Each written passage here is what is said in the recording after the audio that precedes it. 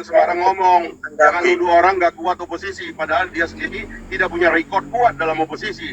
2013 masuk kabinet, masuk konvensi Pak SBY, kalah.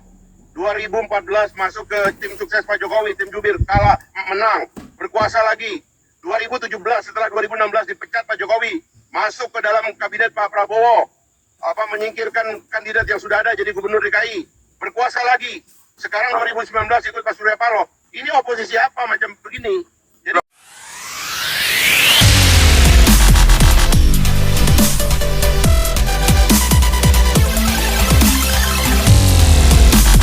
Fahri Hamzah melontarkan sindiran terhadap Anies Baswedan yang menyebut Prabowo Subianto tak tahan oposisi saat debat.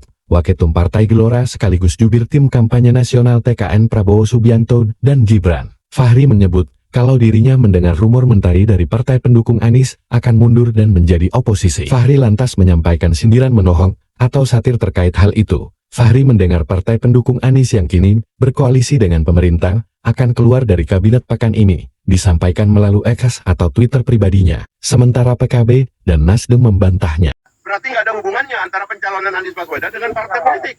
Makanya tadi harusnya diperdengarkan dulu apa yang disampaikan Pak Anies oleh karena apa. Beliau tidak menuduh Pak Prabowo, beliau hanya menyampaikan fakta. Dan Pak Prabowo tidak membantah itu kan cuma nyengir aja Pak Prabowo.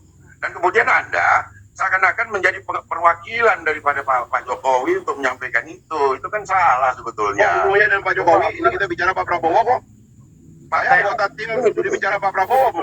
Pak begini, jangan partai Anda diklaim sebagai partai gurem, kemudian Anda coba mengubek-ubek cara sampai nggak ketemu akhirnya menyampaikan. Partai baru tidak ada istilah partai gurem. Agar tidak semakin melebar, menyerang pribadi, dia mendapat langsung objeknya, Pak Bes. Siapa yang akan menjadi partai 2024, siapa yang tidak? Oke, tahan dulu ya, Pak Bes.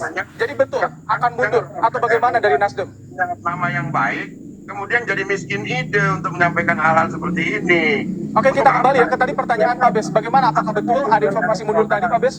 Apakah, kenapa? Soal informasi tadi ada rencana mundur dari Nasdem dan juga PKB dari pemerintahan ini? Itu didapatkan dari siapa? Tadi disampaikan Bang Fahri. Hari ini apakah juru bicara semua partai yang ada atau bagaimana? Oke. Cukuplah.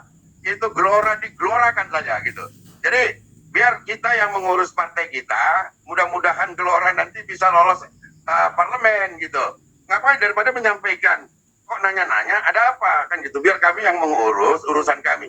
Ya kalau cuma melempar-lempar isu siapa yang nggak bisa gitu. Oke. Makanya tadi bilang kan, wah itu nggak pantas untuk ditanggapi, tapi mengingat Bung Fahri ini adalah politisi senior, wajar-wajar juga lah saya yang diutus. Makanya jangan sembarang ngomong, jangan nuduh orang nggak kuat oposisi, padahal dia sendiri tidak punya rekod kuat dalam oposisi. 2013 masuk kabinet, masuk konvensi Pak SBY, kalah. 2014 masuk ke tim sukses Pak Jokowi, tim jubir, kalah, menang, berkuasa lagi. 2017 setelah 2016 dipecat Pak Jokowi, masuk ke dalam kabinet Pak Prabowo, menyingkirkan kandidat yang sudah ada jadi gubernur DKI, berkuasa lagi. Sekarang 2019 ikut Pak Surya Paloh. Ini oposisi apa macam begini? Jadi nggak usah mempersepsikan, menggugat orang yang hidupnya penuh dengan tradisi oposisi, orang yang nggak punya tradisi oposisi dalam hidupnya. Ubah cara bagaimana mendapatkan elektoral. Pak Anies itu tidak pernah mengatakan dirinya oposisi. Kapan?